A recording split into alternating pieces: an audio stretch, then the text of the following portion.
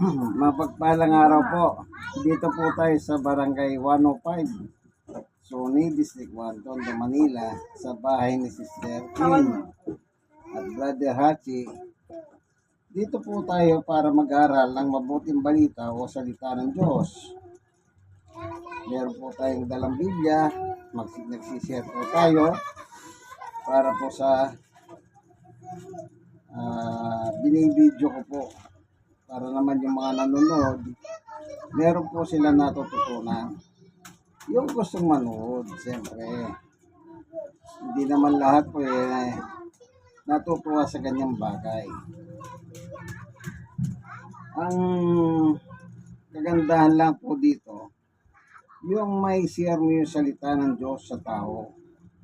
At the same time, dahil nasa high-tech technology na po tayo, gagamitin na rin natin ang technology. Kumbaga, magipagsabayan po tayo. Magipagsabayan in the sense na mabibigyan natin sila ng spiritual salita ng Diyos. Spiritual. Sabi ni Jesus, ang aking salita, espiritu, at ito nagbibigay buhay. Kaya ang mahalaga, yung buhay po, masuklayan na pagkain pangkaluluwa. Pero bago tayo papalaw, gaya ng ating naging kaugalian, tayo lumalapit sa Diyos sa pamagitan ng panalangin. Panginoon Diyos, sa aming Ama, minsan pa, samahan mo po kami sa aming pag-aaral ng salita, buksan ang puso't isip ng mga tao, upang kami po ay maginabang nagbubusan sa iyong salita. Salamat po sa ngalan ni Jesus. Amen and amen. Okay? Meron pong nakalagay dito sa Biblia ang ganito nakalagay. Ano po?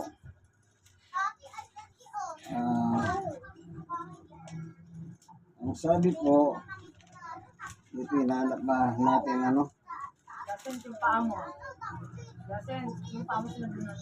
Ito po sa chapter 18 ng Ezekiel. Ganito po mababasa. Sinabi sa akin ni Yahweh, doon sa Ezekiel chapter 18:1, ano po? Sinabi sa akin ni Yahweh, ano bang ibig sabihin ng kasabihan ninyo, mga magulang, ang kumain ng ubas na masama, ngunit ang anak ang nangingilo ng mga ipin. Stress.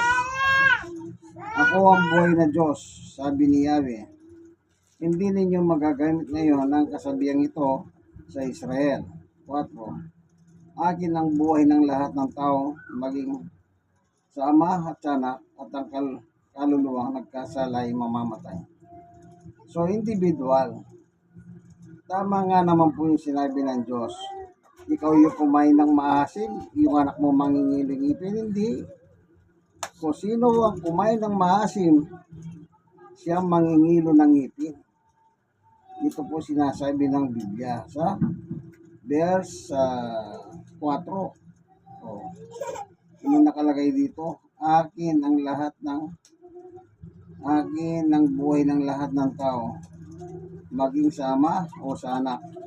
Ang kaluluwa magkasala ay mamamatay. Doon tayo yung kaluluwa magkasala. Ibig sabihin, tao ito. Na kapag sino mang tao sa ibabaw ng mundong ito, ikaw yung nag-commit ng kasalanan, ikaw po ang magdurusa. Hindi yung ikaw ang kumain ng maasim, yung anak mong hindi ganon. Hindi, ikaw ang kumain ng maasim, ikaw yung mangingili mga ipin. Kaya yung kaluluwa o yung tao magkasala, siya rin po magbabayad mismo ng kanyang kasalanan. Yan.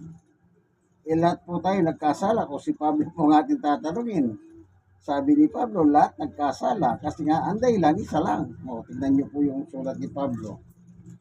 Kaya po tayo nagkasala. Ito lang yung dahilan eh. Basahin ko baka akala niyo po hindi totoo yun. Bakit nabanggit ni Pablo ang ganitong mga kataga? Sa chapter 3, ito, sa Roma 3, sa 10, Ayon sa nasusulat, ito gumagamit ng Biblia si Pablo rito. Ayon sa nasusulat, Biblia yan. Walang mapid, wala kahit isa. Ayon sa sulat ng Biblia. Ano pong dahilan? Ito, sa 18, hindi sila marunong matakot sa Diyos. Yun po yung rason Nang nawala po yung takot nila sa Diyos, yan ang kahinatnan, sabi ni Pablo. Kaya walang kahit isa, sabi niya. Kung may takot po tayo sa Diyos, wala tayong kasalanan Kaya sinabi ng kasulatan, yung magkasala, siyang magbabayad ng kanyang sala. At ang bayad ay kamatayan. Ang kaluluwang magkasala, siyang mamamatay. Yan po ba'y physical? Hindi po, spiritual yan. Halimbawa, ganito. Gumawa ka ng masama, mas maganda basahin natin yung Isayas. Baka sabihin nyo, nag-ano lang tayo, gumagawa ng ating sariling aral. Tingnan nyo po yung sulat ni Propeta Isayas sa 59. Ang masasama ninyong gawa ang dahilan ng pagkawalay ninyo sa Diyos. Yan po yung spiritual death. Hindi po mo nagkasala ka ngayon, kaya hindi mamamatay ka physically. Yung mga binuburol ba? Pinaglalamayan din nililibing 3 araw. Hindi ganon. Ang kalagayan mo, umiwalay ka sa Diyos. Maliwanag ang masasama ninyong gawa. Ninyong gawa. Kaya individual ito ang dahilan ng pagkawalay ninyo sa Diyos. Parang ventilador po yan. Nagsiswing yung ventilador, umiikot, di po ba? Pag inupot mo yung i-unplug mo siya, ano mangyayari? Di po ba mamamatay yung ventilador? Ganun po tayo. Spiritual death po ito, yung pagkawalay sa Diyos. Nabubuhay ka, malakas ka, nag-aral ka, so forth and so on, pero ang totoo, iwalay ka na sa Diyos. Manalangin ka sa Diyos, wala namang problema lahat naman tayo nananalangin Sabi nga ni Santiago, mga demonyo pa nanginginig Tayo pa mga tao. Pero ang tanong, yan nga po, meron tayong spiritual separation. Tandaan nyo po yan. At ang mahirap nito, kapag nasa spiritual separation ka at bigla kang namatay, sabi mo na namatay ka, na-aksidente ka o whatever, anong rason. Yung kasalanan mong yun ay pananagutan mo. Yung katawan mo, ililibing, siyempre, ganyan ang tao, nililibing, nilalamayan. Pero yung kaluluwa mo, babalik sa Diyos, kung siya nanggaling, dun siya babalik, at yun po yung tatanggap ng kahukulang hatol.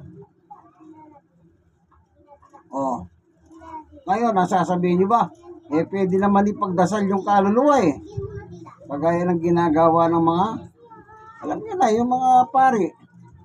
Ako, sumama ako sa libing. Pinagmisa yung pari. Nagmisa pari. Ano sabi niya? Panginoon Diyos, yung kaluluwa ni patay, kung anong pangalan niya, sana po makasama ninyo sa langit. Kita nyo? Wala na pong bisa yun. At saka yung sinasabi nilang, ipanalangin mo kami hanggang sa kami mamatay. At sa susunod, kayo naman ang mananalangin sa amin. Wala na rin pong bisa yan. Yung tinatawag nilang angelos. Wala nang lahat yan. Kaya sinisigurado lang ng Biblia na kapag nagkasala ka, mamamatay ka spiritually. Ngayon, abang patay ka sa spiritual, pwede ka naman kumbaga sa salitang reverse, may makapag-reverse ka naman eh. Kung tatanggapin mo si Jesus at totoong isuko mo ang buhay mo sa Kanya.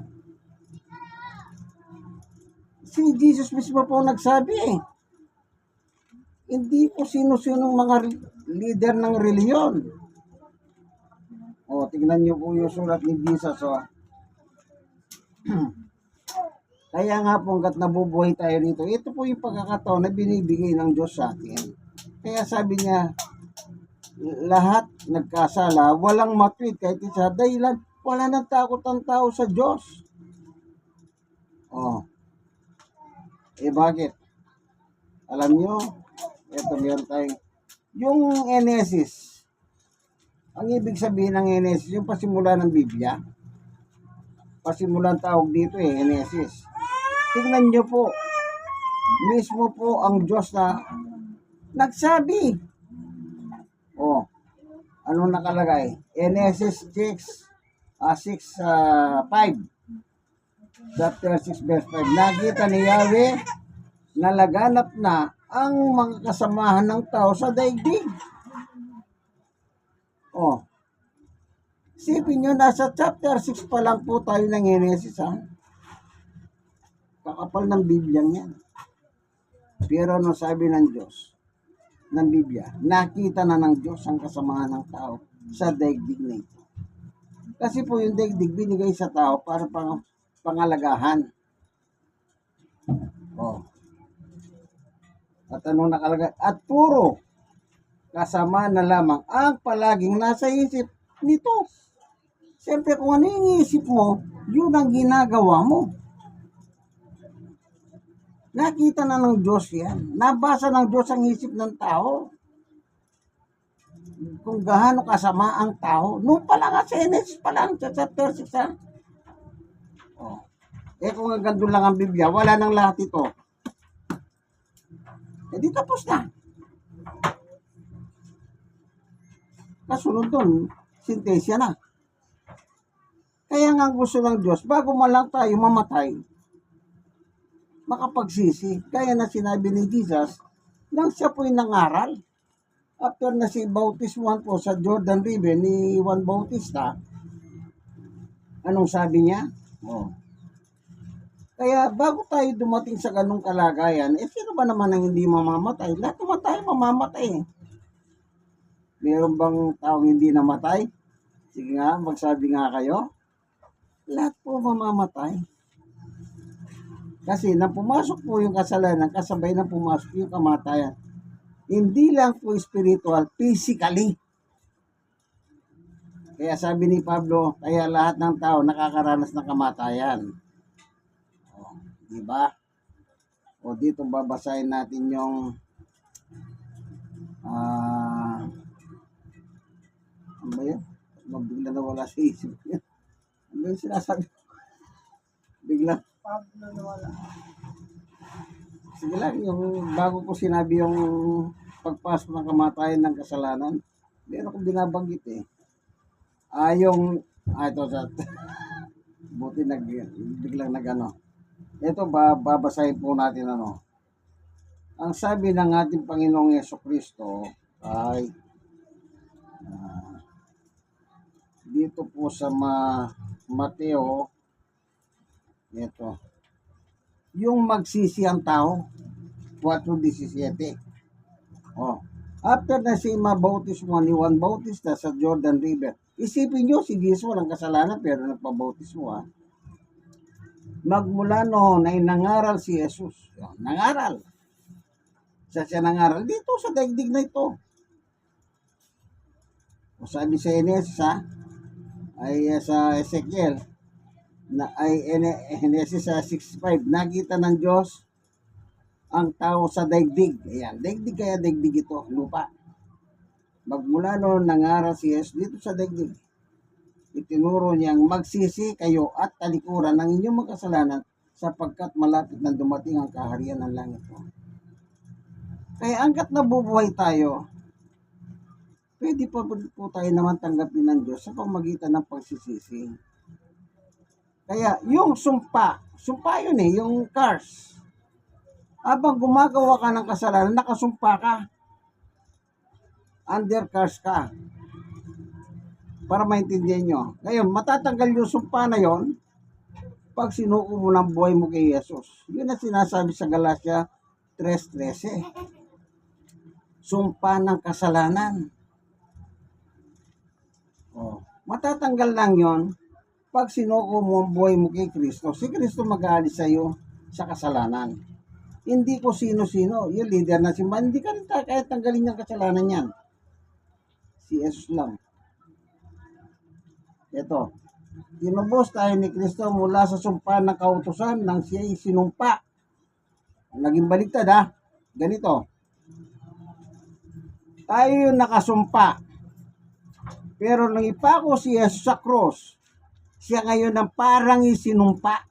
Yung kasalanan natin, kinuha ni Jesus. Tayo ay nakasumpa dahil sa kasalanan. Nang tinubos tayo ni Jesus sa cross, kinuha niya kasalanan natin, siya ngayon ang parang sinumpa.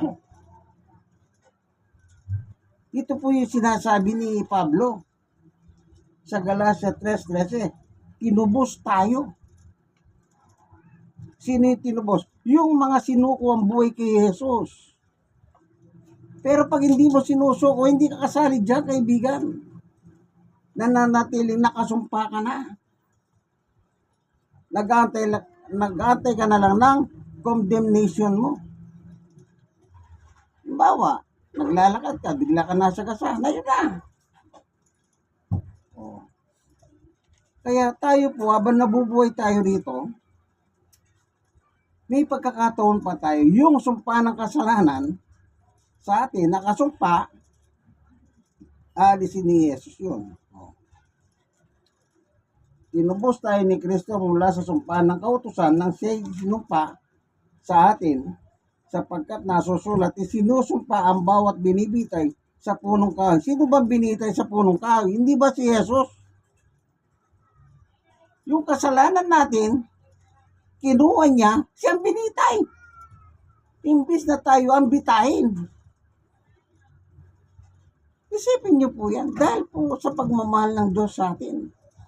O tignan pa natin si San Pedro. Dito sa Pedro 2:24. Anong sabi dito? O basahin natin. Sa kanyang pagkamatay sa krus, iba na matay si Jesus sa krus, malapit nang i-celebrate na naman yung mahal na araw. February, March, April yun eh. Unang linggo ng April. 3-4 yata yung nakita ko kanina sa kalendaryo.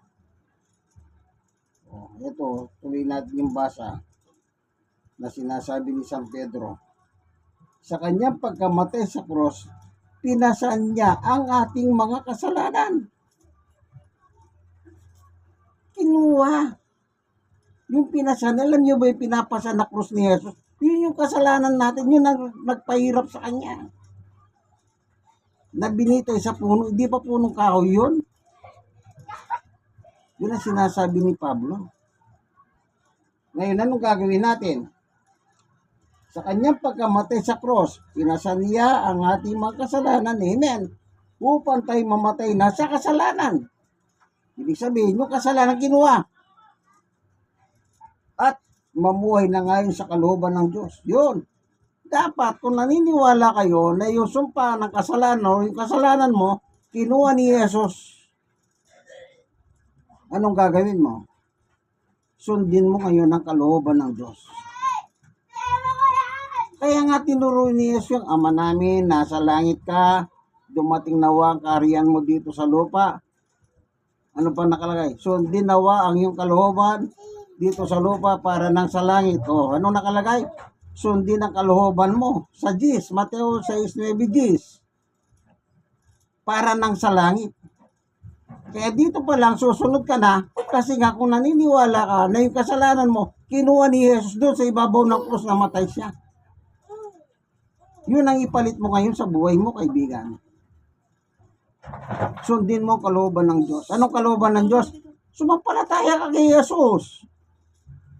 Kasi pag hindi ka sasampalataya kay Jesus, hindi ka susunod kay Jesus, magagalit ang Diyos eh. Basahin natin.